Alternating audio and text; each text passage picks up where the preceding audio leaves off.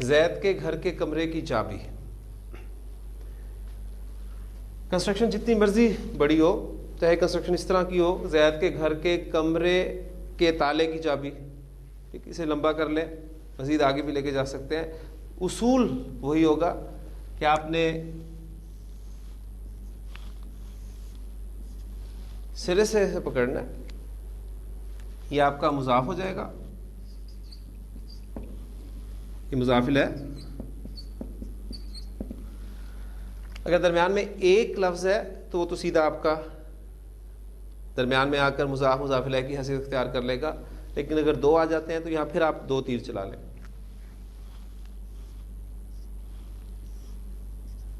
اور ان دونوں کی حیثیت جو ہے وہ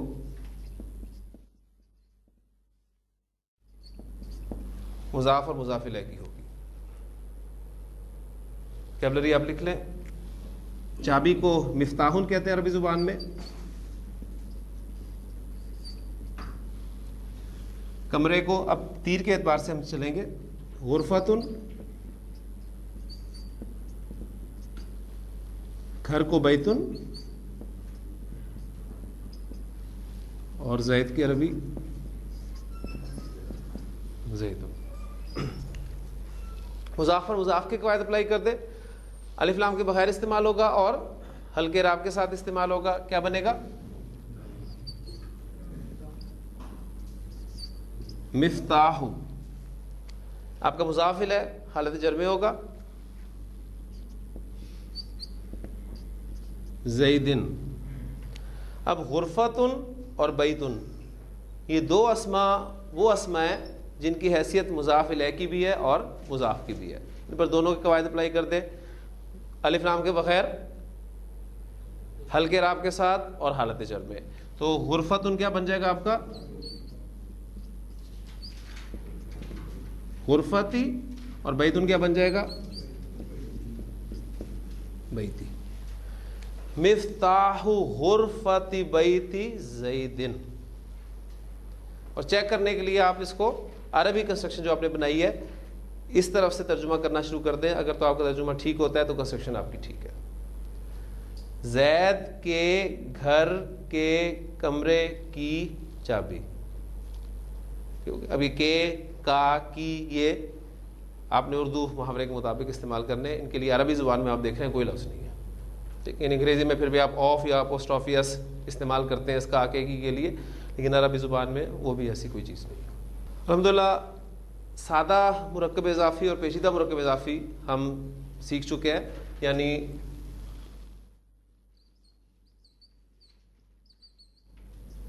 حامد کا گھر,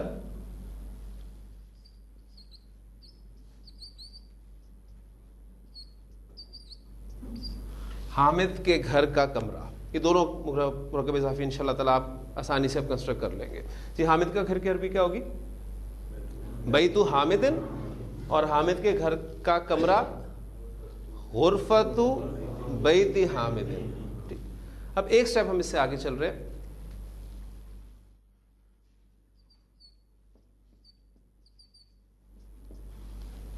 اس کا گھر. اب میں نے آپ کو یاد ہوگا بتایا تھا کہ یہ اس کا لفظ ہم اردو زبان میں اشارے کے لیے بھی استعمال کرتے ہیں اور ضمیر کے لیے بھی استعمال کرتے ہیں. ٹھیک, اس کانٹیکس میں دیکھیں آپ, حامد کا گھر پھر اس کا گھر, تو یہاں پر اس جو ہے ہم ضمیر کے لیے استعمال کر رہے ہیں. ٹھیک, اب ہمارا جو ٹاپک آج کا ہے وہ ہے مرکب اضافی میں ضمائر کا استعمال. یہ ہم انشاءاللہ تعالیٰ شروع کرتے ہیں اس کو.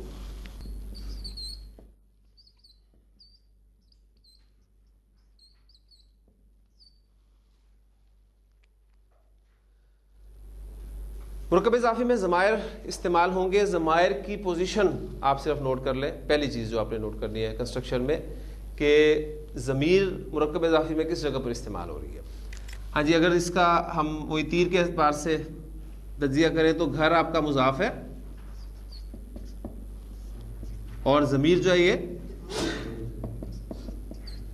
مضاف الیہ. تو مرکب اضافی میں ضمائر آپ کے مضاف الیہ کی جگہ پر استعمال ہوں گے. اس کا گھر تمہارا گھر میرا گھر. ٹھیک, یہ اس کا میرا تمہارا یہ سب کے سب ضمائر ہے.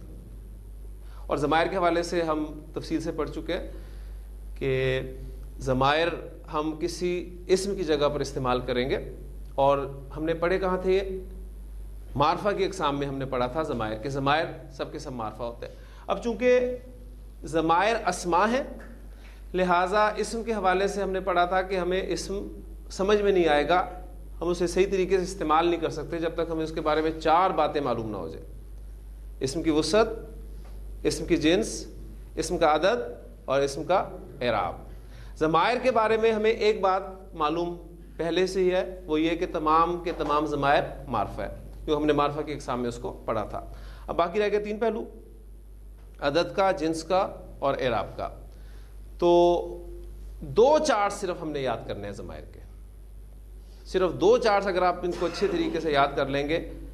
ایک چارٹ ہوگا ہمارا حالت رفع میں ضمائر, اور دوسرے چارٹ ہوگا ہمارا حالت نصب اور جر والے ضمائر.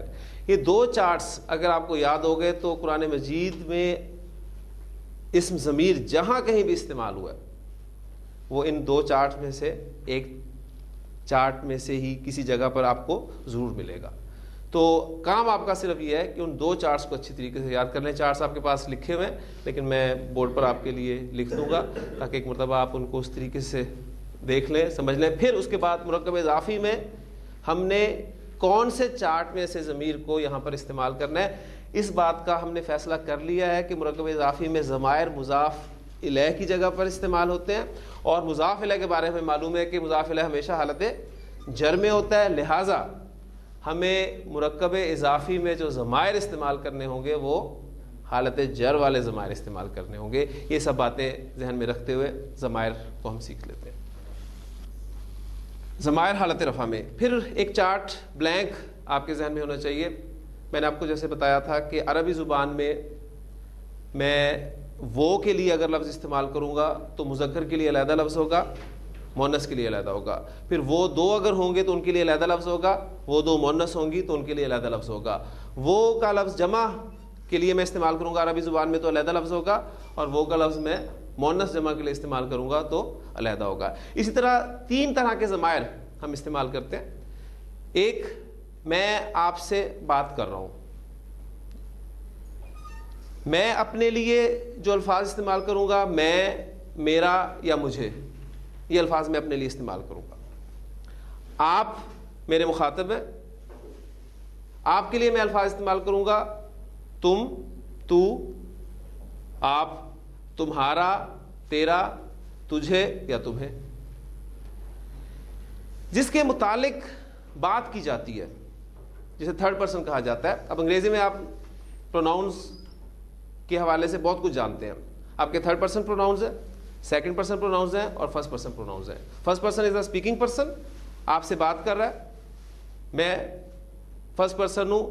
1st پرسن کو عربی متکلم کہیں گے, بات کرنے والا, کلام کرنے والا.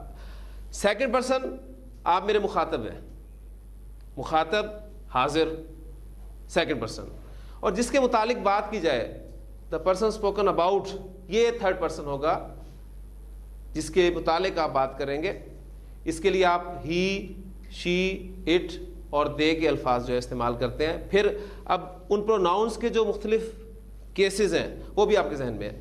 پروناؤنس کو آپ نامینیٹو کیس میں استعمال کرنا چاہتے ہیں تو کیا الفاظ استعمال کرتے ہیں, آپ انہیں آبجیکٹو کیس میں استعمال کرنا چاہتے ہیں تو کیا الفاظ استعمال کرتے ہیں, آپ انہیں پوزیسو کیس میں استعمال کرنا چاہتے ہیں تو کیا الفاظ استعمال کرتے ہیں. یہ بہت ساری چیزیں الحمدللہ آپ کے علم میں پہلے سے ہے. اب عربی زبان میں بالکل وہی چیزیں ہیں.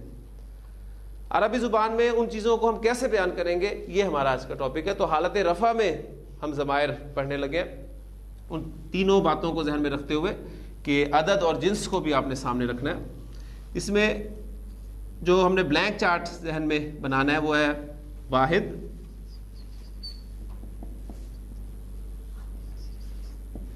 مثنیٰ جمع ہمارا اوپر آ جائے گا. پھر جیسا کہ میں نے بیان کیا کہ ضمائر 3 طرح کے ہوں گے ہمارے 3rd پرسن,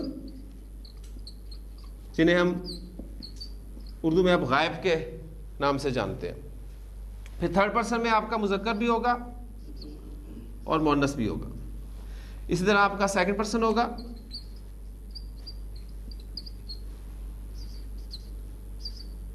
سیکنڈ پرسن میں بھی مذکر اور مؤنث دونوں ہوں گے. پھر آپ کا سیکنڈ پرسن کو ہم حاضر کہیں گے یا مخاطب کہیں گے. پھر آپ کا فرسٹ پرسن ہے جسے آپ متکلم کے نام سے جانیں گے، اور اس میں بھی مذکر اور مؤنث دونوں ہوں گے. ضمائر کا ایک یہ بلینک چارٹ آپ کے ذہن میں ہونا چاہیے. آپ کے تھرڈ پرسن کے ضمائر، سیکنڈ پرسن کے، فرسٹ پرسن کے، پھر تھرڈ سیکنڈ فرسٹ پرسن میں مذکر مؤنث کا فرق، اور آپ کے اوپر جو کالمز ہیں 3 وہ نمبر کے اعتبار سے واحد، مثنی اور جمع. اور یہ ضمائر ہم پڑھنے لگے ہیں حالت رفع میں. حالت رفع میں تھرڈ پرسن مذکر کے لیے جو پروناؤن استعمال کیا جاتا ہے وہ ہوا، اور نمبر بتا رہا ہے کہ یہ واحد ہے. ہوا قرآن مجید میں بہت دفعہ استعمال ہوا ہے، آپ نے اس کو پڑھا بھی ہوگا. ہما،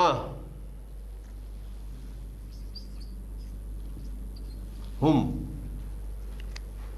ہوا، ہما، ہم. ہیا شی کے لیے، ہوا آپ کا ہی کے لیے ہو گیا، ہیا شی کے لیے ہو گیا.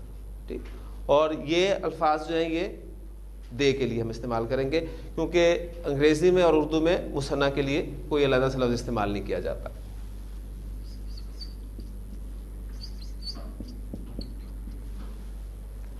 تھرڈ پرسن کے ضمائر مکمل ہو گئے ہمارے، ہوا، ہما، ہم، ہیا، ہما، ہن. ٹھیک. اور سارے آپ دیکھ رہے ہیں کہ ہا سے شروع ہو رہے ہیں. سیکنڈ پرسن مذکر واحد کے لیے انتا، انتما، انتم. اور مؤنث کے لیے انتی، انتما، انتنا. اب الحمدللہ آپ کے ذہن میں وہ سوال پیدا نہیں ہوتا کہ ایک جیسے ضمائر آپ مذکر مؤنث کے لیے استعمال کر رہے ہیں تو پتہ کیسے چلے گا. کانٹیکسٹ آپ کو بتائے گا کہ اگر زید کا ذکر ہو رہا ہے، زید کے ساتھ حامد کا ذکر ہو رہا ہے پیچھے کانٹیکسٹ میں، تو ہما کی ضمیر مذکر کی ضمیر ہے. اور اگر زینب اور فاطمہ کا ذکر ہو رہا ہے تو ہما کی ضمیر مؤنث کے لیے. اسی طرح انتما، انتما آپ دیکھ رہے ہیں کہ یہ ایک جیسے الفاظ ہیں، لیکن کانٹیکسٹ میں آپ کو پتہ چل جائے گا. فرسٹ پرسن یعنی متکلم کے ضمائر مذکر مؤنث واحد کے لیے ایک استعمال ہوتا ہے، انا. اور فرسٹ پرسن مثنی جمع مذکر مؤنث ان کے لیے ایک ہی ضمیر استعمال ہوتی ہے، نحنو. یہ ہمارے حالت رفع میں ضمائر ہیں. یہ تھے ہمارے ضمائر حالت رفع میں. ان کے بارے میں نے آپ کو بتا دیا کہ یہ ہوا ہم، ہی، ہیا، شی، اور یہ سارے ضمائر جو ہیں ہم دے کے لیے استعمال کریں گے. ٹھیک ہو گیا. پھر یہ سارے کے سارے ضمائر سیکنڈ پرسن کے یہ ہم یو کے لیے استعمال کرتے ہیں، کیونکہ انگریزی میں آپ کو پتہ ہے یو کی جمع یو ہی ہوتی ہے، چاہے وہ ایک کے لیے استعمال ہو، چاہے دو کے لیے استعمال ہو، چاہے زیادہ کے لیے استعمال ہو. اس میں آپ انا آئی اور نحنو وی کے لیے استعمال کریں گے. اور یہ سارے ضمائر حالت رفع میں ضمائر ہیں. اور حالت رفع والے ضمائر مراد یہ ہے کہ آپ اگر پروناؤنس کو نومینیٹو کیس میں استعمال کرنا چاہتے ہیں تو یہ ضمائر استعمال کرتے ہیں. ٹھیک ہے. یعنی نومینیٹو کیس میں جب آپ ضمائر استعمال کریں گے، پروناؤنس استعمال کریں گے، تو یہ ہی، شی، اٹ، آئی، وی، یو، دے، یہ سارے استعمال کرتے ہیں. تو یہ ہمارے حالت رفع والے ضمائر ہیں. اب چونکہ مرکب اضافی میں ہم فیصلہ کر چکے ہیں کہ ہمارے ضمائر جو ہمارے ریکوائرڈ ضمائر ہیں وہ حالت جر والے ضمائر ہیں، کیونکہ مضاف الیہ کی جگہ پہ ضمائر استعمال ہو رہے ہیں، لہٰذا اس چارٹ کی ہمیں ابھی فی الحال ضرورت نہیں ہے، لیکن الحمدللہ یہ چارٹ ہمیں یاد ہو گیا. اب ضمائر حالت نصب اور جر والے ہم پڑھتے ہیں. میں اس کے بالکل سامنے چارٹ لکھتا ہوں، پورا آ جائے گا انشاءاللہ تعالی.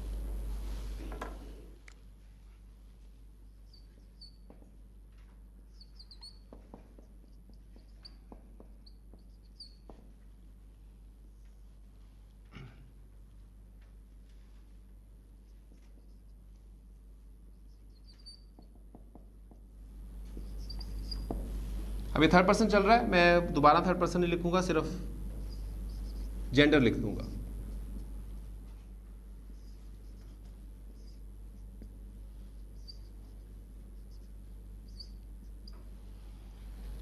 چارٹ وہی ہے بلینک ہمارا, بلینک چارٹ آپ نے وہی ذہن میں رکھنا ہے. تھرڈ پرسن کے ضمائر ہیں آپ کے, سیکنڈ پرسن کے ضمائر ہیں, فرسٹ پرسن کے ضمائر ہیں, اور ہر پرسن میں مذکر مؤنث آپ کو ملیں گے, اور اوپر ہمارا واحد مثنیٰ جمع ہے. ایک بات نوٹ کر لیجئے اس چارٹ کے بارے میں کہ یہ ضمائر جو ہیں حالت نصب اور جر والے ضمائر, یہ آپ کو کسی اسم یا فعل کے ساتھ مل کر ہی لکھے ہوئے ملیں گے. یہ اٹیچڈ ضمائر ہیں, ٹھیک, یہ اٹیچڈ, یہ بات جو ہے وہ لازمی آپ نے ذہن میں رکھنی ہے. یہ آپ کو کسی اسم یا فعل یا حرف کے ساتھ ملے ہوئے ہی نظر آئیں گے, اس لیے ہم انہیں اٹیچڈ ضمائر کہیں گے. عربی گرامر میں انہیں ضمائر متصل کہا جاتا ہے, تو اٹیچڈ مین متصل. اب اس اٹیچڈ کے لیے ہم ایک ڈیش جو ہے وہ لگا لیا کریں گے تاکہ ہمیں یاد رہے کہ ہم یہ حالت نصب اور جر والے ضمائر جو ہیں وہ یاد کر رہے ہیں. یہ ہمارے حالت نصب اور جر والے ضمائر ہیں, ڈیش کے ساتھ آپ کو لکھے ہوئے نظر آ رہے ہیں, اور شکلیں بھی ان کی مختلف ہیں, کچھ کی ملتی جلتی ہیں. جیسے آپ تھرڈ پرسن میں دیکھ رہے ہیں کہ ہما وہاں بھی ہے یہاں بھی ہے, ہم وہاں بھی ہے یہاں بھی ہے, اور ہننا اسی طرح وہاں بھی ہے اور یہاں بھی ہے. اس کے علاوہ کوئی ضمیر جو ہے وہ حالت رفع والے ضمائر کے ساتھ نہیں ملتی. اب اس کو بھی ہم اسی طریقے سے یاد کریں گے. پہلے میں پڑھ دیتا ہوں آپ کے سامنے کہ کس طریقے پہ آپ نے اس کو لے کر چلنا ہے. آپ اٹیچڈ کا ورڈ لازمی بولیں, ایک دفعہ بولتے ہیں, یا ہر ضمیر کے ساتھ بولیں, یہ آپ پر اس کا انحصار ہے, جو طریقہ آپ آسان سمجھتے ہیں. اٹیچڈ ہو, اٹیچڈ ہما, اٹیچڈ ہم, اٹیچڈ ہا, اٹیچڈ ہما, اٹیچڈ ہننا. یا ایک دفعہ اٹیچڈ بول کے اٹیچڈ ہو ہما ہم, اٹیچڈ ہا ہما ہننا, اٹیچڈ کا کما کم, اٹیچڈ کی کما کننا, اٹیچڈ یا نا. تو اٹیچڈ ورڈ لازمی آپ کے ذہن میں رہنا چاہیے تاکہ آپ کو یاد رہے کہ یہ ضمائر آپ حالت نصب اور جر والے بول رہے ہیں. اس میں بھی وہی فارمولہ ہمارا ہوگا. حالت رفع والے ضمائر الحمدللہ ہمیں یاد ہو گئے. ان ضمائر کی ہمیں ابھی اس وقت مرکب اضافی میں ضرورت ہے, اس لیے ان کو اچھی طریقے سے آپ نے پکا کرنا ہے. اٹیچڈ ہو ہما ہم, اٹیچڈ ہا ہما ہننا, اٹیچڈ کا کما کم, اٹیچڈ کی کما کننا, اٹیچڈ یا, اٹیچڈ نا. ہی شی دے, یو آئی وی. نومینیٹیو کیس میں آپ ضمائر استعمال کرتے ہیں تو ان الفاظ کے ساتھ کرتے ہیں, لیکن جب آپ آبجیکٹیو کیس میں یا پوزیسو کیس میں ضمائر استعمال کرتے ہیں تو ہی کے لیے آپ کیا لفظ استعمال کرتے ہیں؟ آبجیکٹیو میں ہم کریں گے اور پوزیسو میں ہز. تو ہم اور ہز کے لیے, شی کے لیے آپ آبجیکٹیو اور پوزیسو میں ہر, ٹھیک, اور اس کے لیے آپ دے کے لیے آبجیکٹیو میں دیم اور پوزیسو میں دیر. آپ سیکنڈ پرسن کے لیے آبجیکٹیو اور پوزیسو کیس میں یو کو بھی آپ استعمال کرتے ہیں آبجیکٹیو کیس میں, اور یورز جو ہے آپ کا, یا یور, یہ آپ کا پوزیسو کیس میں ہے. ہاں جی, آئی کے لیے آپ آبجیکٹیو میں می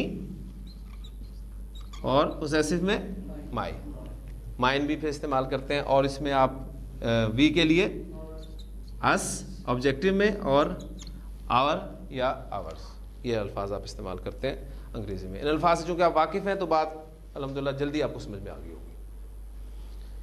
جب آپ کو استعمال کرنا ہو اردو میں نے اس کو مارا,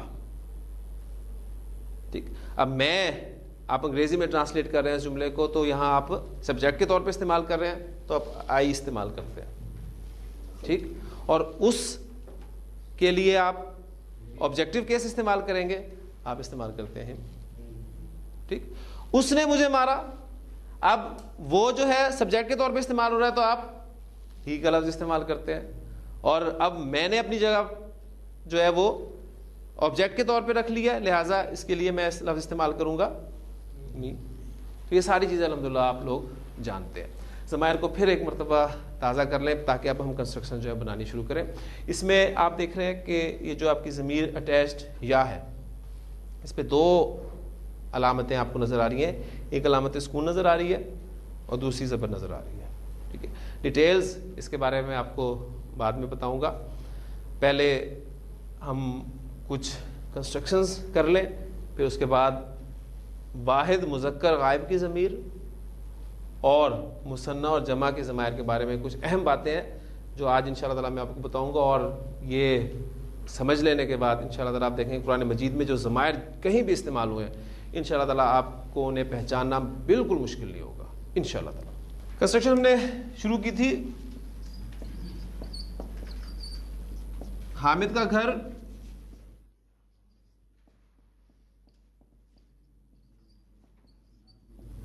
بیت حامد. اب میں حامد کی جگہ پر ضمیر استعمال کر رہا ہوں اس کا گھر.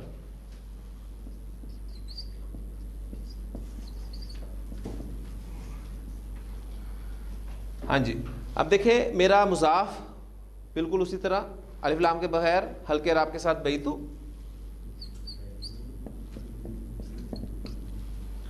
اور اس کے لیے مضاف الیہ حالت جر والے ضمائر چار کی طرف آپ رخ کریں گے.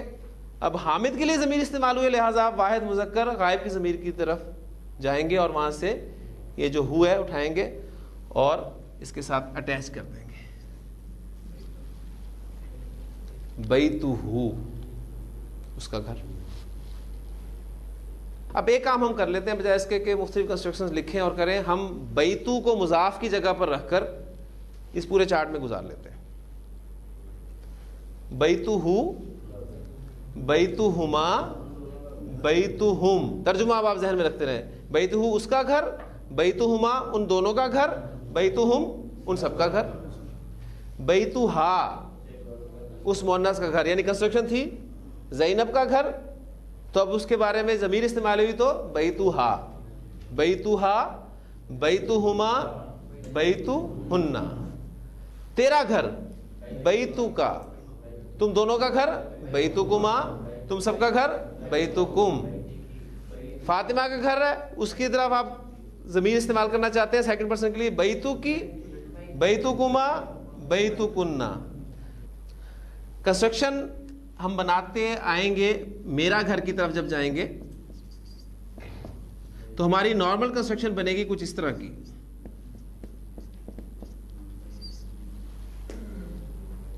ٹھیک، اب یا متکلم یہ کہلاتی ہے، یہ ضمیر کہلاتی ہے یا متکلم. یہ یا ہے نا، اور متکلم کے ضمائر سے ہم یا متکلم کہیں گے. اس یا متکلم کی ڈیمانڈ ہوتی ہے کہ مجھ سے پہلے والے حرف پر زیر ہونی چاہیے. اسم سیدھا سادہ شریف سا ہے، یہ اس کی ڈیمانڈ پوری کر لیتا ہے.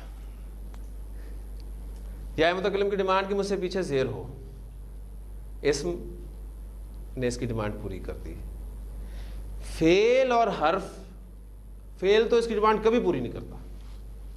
فعل کہتا نو، تمہیں زیر چاہیے، مجھے سے کوئی غرض نہیں ہے. وہ اپنی جگہ ہٹ جاتا ہے، یہ اپنی جگہ اڑی رہتی ہے.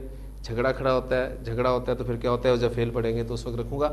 حرف جو رہ گیا بیچ میں، کلمہ کی تین اقسام ہے نا، اسم، فعل اور حرف. اس میں سے اسم کے بارے میں بتا دیا، وہ سیدھا سادہ ڈیمانڈ پوری کر لے گا. فعل بالکل نہیں کرے گا. حرف، حروف میں سے کچھ حروف ایسے ہیں جو اسم جیسا رویہ اختیار کرتے ہیں، کچھ فعل کی طرح ہٹ جاتے ہیں. تو جو اسم جیسا رویہ اختیار کر لیں گے ان کے لیے آسانی ہے، جو فعل جیسا رویہ اختیار کریں گے وہ انشاءاللہ تعالیٰ اس کو بتا دوں گا. تو یہ پھر پیش جو ہے یہ زیر میں چینج ہو جاتی ہے، تو یہ آپ کی بن جاتی ہے ضمیر بیتی. تو جب بھی آپ واحد متکلم کا لفظ بولیں تو اسے آپ زیر کے ساتھ بولیں بیتی، اور یہ آپ کا ویسے کا ویسا رہے گا بیتو نا. ٹھیک ہو گیا. واحد مذکر غائب کی ضمیر حالت نصب اور جر والی کون سی ہے، پہلے یہ بتایا مجھے. واحد مذکر غائب، تین چیزیں چلیں، واحد مذکر غائب. غائب کے پہلے سیکھیں آپ کے. ٹھیک، حالت رفع میں ہوا اور نصب اور جر میں اٹیچڈ ہو. اس اٹیچڈ ہو والی ضمیر جو ہے اس کو لکھنے کے اور پڑھنے کے مختلف طریقے ہیں. اصول اس کے حوالے سے یہ ہے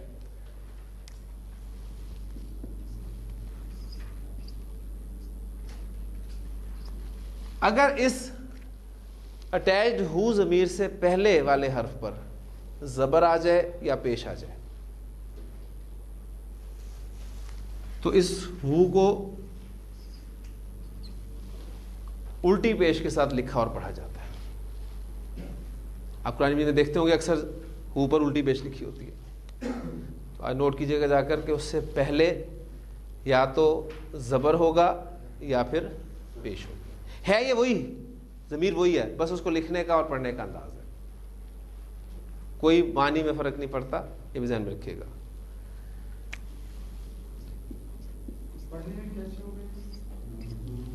تھوڑا لمبا کر کے پڑھیں گے اس کو, الٹی پیش کو. ہاں جی, اس ہو سے پہلے اگر زیر آ جائے, پیش زبر وہاں چلی گئی, اگر زیر آ جائے تو اس ہو کو کھڑی زیر کے ساتھ پڑھا جاتا ہے. یہی ہے, لیکن اصل بات کیا ہے کہ اس سے پیچھے زیر ہوگی تو اس کو ہو لکھنے میں آپ کو ایسے نظر آئے گی اور پڑھنے میں آپ اس کو ہی. ایگزامپل ابھی سامنے رکھتا ہوں میں انشاءاللہ تعالی.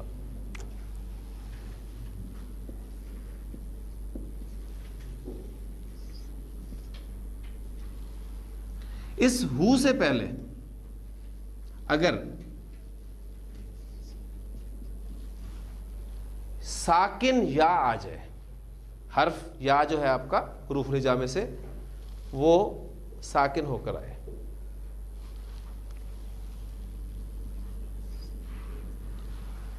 تو اس ہو کو سیدھی زیر کے ساتھ لکھتے ہیں.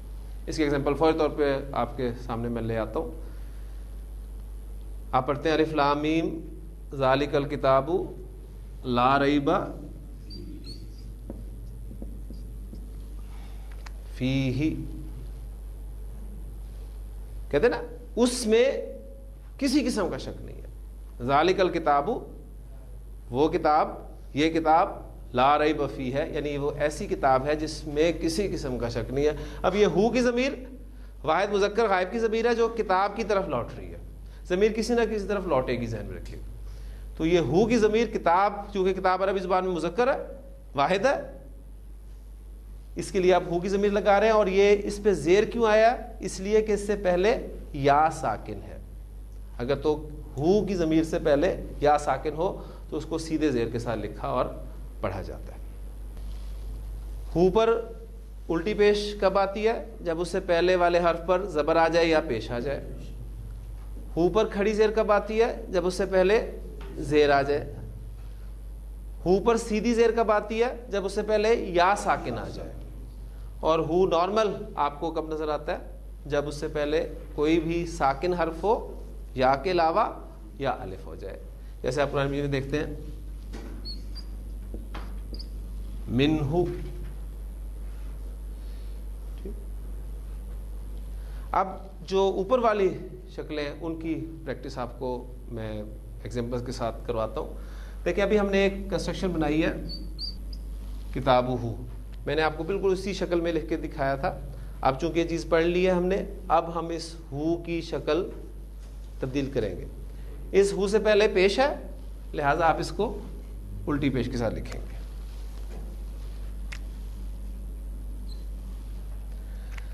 آپ کا یہ مرکب اضافی کس حالت میں ہم نے کنسٹرکٹ کیا؟ حالت رفع میں. مرکب اضافی پورا حالت رفع میں.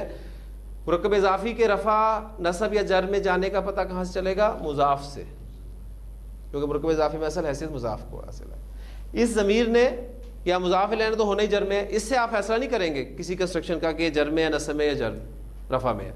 فیصلہ آپ کا ہوگا مضاف سے. کتابہ, اب یہ کنسٹرکشن اگر آپ کی حالت نصب میں چلی جاتی ہے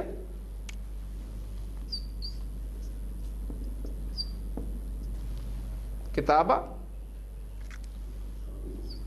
اب اس ہو سے پہلے زبر ہے، الٹا پیش ہی آئے گا، کتابہ، کتابہ، کتابہ. ابھی تینوں حالتیں میں لکھ کے دکھاؤں گا آپ کو.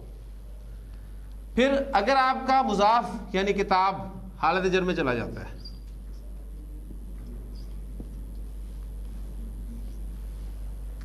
اب اس ہو سے پہلے زیر آ گئی تو اب اس پر آپ کھڑی زیر، کتابہ، کتابہ، کتابی ہی، اس کی کتاب، اس کی کتاب، اس کی کتاب، معنی ایک ہی. کوئی معنی میں تبدیلی تو نہیں آئی نا. ہاں جب ہم انہیں جملوں میں استعمال کریں گے، کہاں پر حالت رفع استعمال ہونی ہے، کہاں پر نصب استعمال ہونی ہے، کہاں پر جر استعمال ہونی ہے، وہاں پر پھر مزید ہم دیکھیں گے. تو یہ ایگزامپل آپ کے سامنے آ گئی، کتابہ، کتابہ، کتابی ہی. سیدھی زیر اور نارمل پیش جو ہے اس کی ایگزامپل آپ کے سامنے آ گئی ہے. اچھا جی، اب ایک دو کنسٹرکشنز بنا لیں.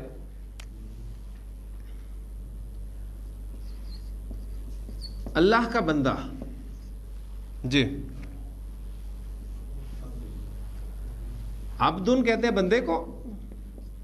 عبدن ورڈ جب الف لام کے بغیر اور ہلکے راب کے ساتھ استعمال ہوگا تو عبدو،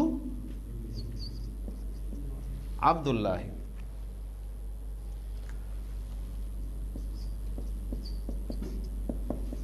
اس کا بندہ. جی عبدو ہو، اس کا بندہ. مرکب اضافی میں اس دو صورتوں میں استعمال ہوگا، یا تو وہ ظاہر ہوگا، ٹھیک ہے، آپ کو ظاہر کے طور پہ مل رہا ہے، یا مضاف الیہ کی بات کر رہا ہوں، یا پھر وہ ضمیر کی صورت میں ہوگا. تو یہ دو ٹرمز بھی ہماری چلیں گی. اسم ظاہر جو بائی ناؤن مینشنڈ ہو اسے ہم اسم ظاہر کہیں گے، اور دوسری چیز ہوگی ضمیر، عبدہ. اللہ کا رسول آپ نے کنسٹرکشن کی ہے، وہ کیا بنے گی؟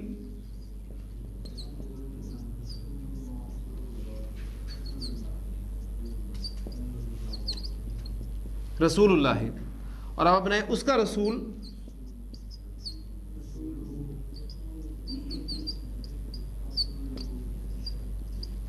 رسولہ. اب کیا پڑھتے ہیں؟ اشہد ان محمدً عبدہ ورسولہ.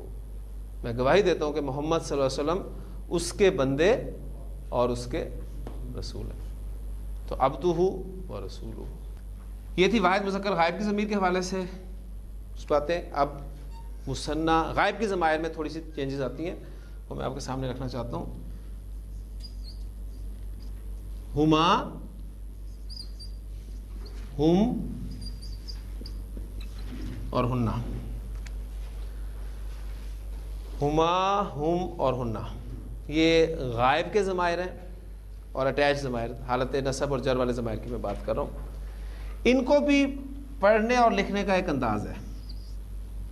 اصول اس کا یہ ہے کہ اگر ان سے پہلے تینوں قسم کی ضمائر سے پہلے زیر آ جائے،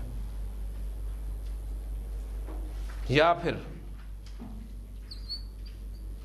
ساکن یا آ جائے، دو صورتیں، ان سے پہلے زیر آ جائے یا ان سے پہلے یا ساکن آ جائے، تو ہما کو ہما لکھا اور پڑھا جاتا ہے. ہما سے وہ ہما ہو جاتا ہے. ہم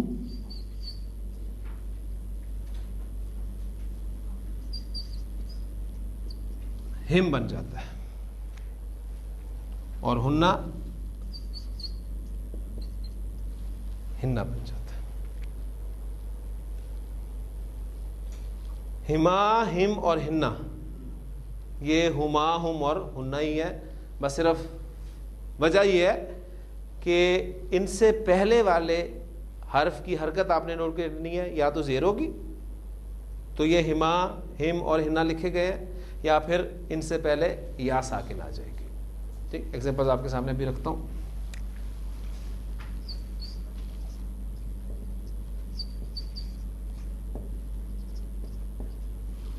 کتابہم نارمل، ان کی کتاب، ان سب کی کتاب. اب آپ کا مضاف حالت نصب میں چلا جاتا ہے تو کیا بن جائے گا؟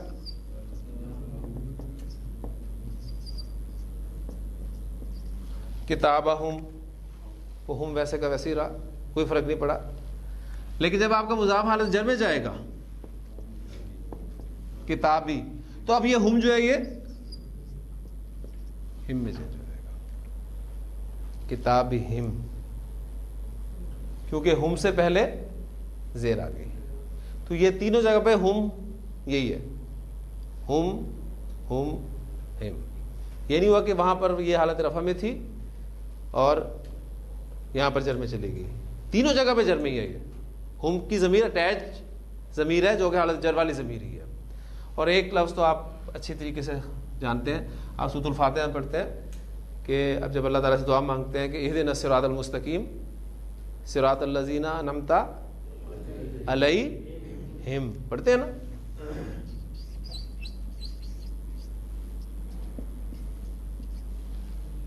علیہم، اصل میں یہ علیہم ہی ہے، اصل میں علیہم ہی ہے. اور قرآن مجید کی جو مختلف قراءات رائج ہیں، آپ جانتے ہیں قرآن مجید مختلف قراءتوں میں پڑھا جاتا ہے، اس میں ہمارے ہاں جو حفص کی قراءت رائج ہے بر صغیر میں، وہاں پر اسے علیہم پڑھتے ہیں، جبکہ دوسرے ممالک میں اسے علیہم ہی پڑھا جاتا ہے، بالکل اس اوریجنل ساؤنڈ کے ساتھ ہی، علیہم. ہم حفص میں اس کو علیہم پڑھتے ہیں. کبھی انشاءاللہ تعالیٰ آپ کو مختلف قراءت کے حوالے سے بھی میں تلاوت سناؤں گا اور وہ واضح فرق آپ کو جو ہے وہ نظر آئے گا. علیہم، ہم سے پہلے یا ساکن آ گیا تو اس کو ہم پڑھا گیا. کلیئر ہوگی جی بات؟ ایک ایگزامپل اور کر لیں بیتن کے ساتھ.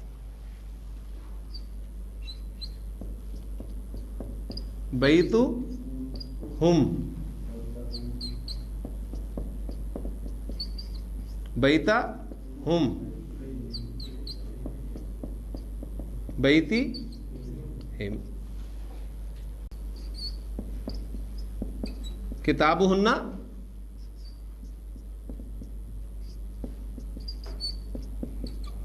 کتابہن، کتابی ہن. اس کو نوٹ کریں آپ بس. ہنہ، ہنہ میں کب تبدیلی ہوا؟ جب اس ہنہ سے پہلے زیر آ گئی، یا پھر کہیں یا ساکن آ جائے تو بھی یہ ہوگا. اسی طرح کتابہما،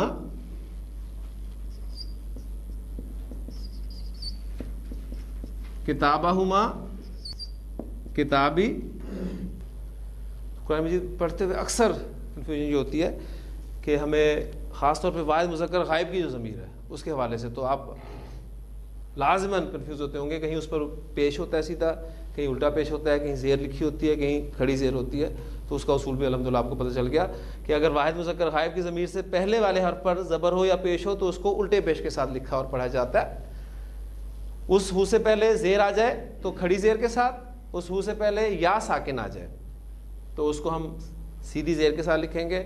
اور اگر اس ہو سے پہلے کوئی ساکن حرف آ جائے یا الف آ جائے تو ہم اس کو سادے پیش کے ساتھ ہی لکھیں گے. سب کی ایگزامپلس ہو گئی ہیں، صرف ایک الف والی ایگزامپل جو ہے وہ رہتی ہے، وہ آپ کو ایگزامپل ابھی میں دیتا ہوں. اس کی دو کتابیں، آپ کا مضاف اب دو کتابیں ہیں. دو کتابوں کی عربی کتابانی. کتابانی جب مضاف کے طور پہ استعمال ہوگا الف لام کے بغیر اور ہلکے لام کے ساتھ کتابہ. اب ضمیر ہم نے استعمال کرنی ہے واحد مذکر غائب کی ضمیر، یہ والی استعمال ہوگی. اب اس پر سیدھا پیش آنا ہے، زیر آنی ہے، کھڑی زیر آنی ہے، الٹا پیش آنا ہے. اس کا اصول کیا ہے؟ اگر اس ہو سے پہلے الف آ جائے تو نارمل پیش جو ہے وہی استعمال ہوتا ہے. کتابہ ہو، کتابہ ہو. قرآن مجید میں کنسٹرکشن جو استعمال ہوئی ایک دو آپ کے سامنے اس کی بھی ایگزامپلس رکھ لیتا ہوں. اس کی پہلے ایک حدیث کے حوالے سے بات کر لیتے ہیں. اس کی دونوں آنکھیں، جی عینن ایک آنکھ ہوتی ہے، اگر دو ہو جائیں تو عینانی. عینانی مضاف کے طور پہ استعمال ہوگا تو عینا، اور ضمیر ہو، عینا ہو، اس کی دونوں آنکھیں، اس کے دونوں ہاتھ. جی یدن ایک ہاتھ، دو ہاتھ، یدانی، اور یدانی جب مضاف کے طور پہ استعمال ہوگا تو نون ڈراپ ہو جائے گا. یدا ہو، اس کے دونوں ہاتھ. تو آپ کی سورۃ النبا جو ہے اس کی آخری آیات ذرا ذہن میں لائیں. انا انذرناکم عذابا قریبا، ہم نے تو تمہیں قریب والے عذاب سے خبردار کر دیا. یوم ینظر المرء، جس دن آدمی دیکھے گا ما قدمت یداہ، جو اس کے دونوں ہاتھوں نے آگے بھیجا. اور کافر کیا کہے گا کہ یا لیتنی کنت ترابا، اے کاش میں مٹی ہوتا. تو یداہ اس کے دونوں ہاتھ، عیناہ اس کی دونوں آنکھیں. اور یہ میں نے آپ کو صرف اس قاعدے کو پکا کرنے کے لیے کہ اس ہو سے پہلے اگر الف آ جائے تو اس کو نارمل جو اس کے پیش آتا ہے اس کے ساتھ ہی لکھا اور پڑھا جاتا ہے. باقی ضمائر حاضر کے اور متکلم کے وہ ویسے کے ویسے استعمال ہوتے ہیں، اس میں کوئی فرق نہیں ہوتا. تو یہ تھا ہمارا مرکب اضافی میں ضمائر کا استعمال. سبحانک اللہم و بحمدک، نشہد ان لا الہ الا انت، نستغفرک و نتوب الیک.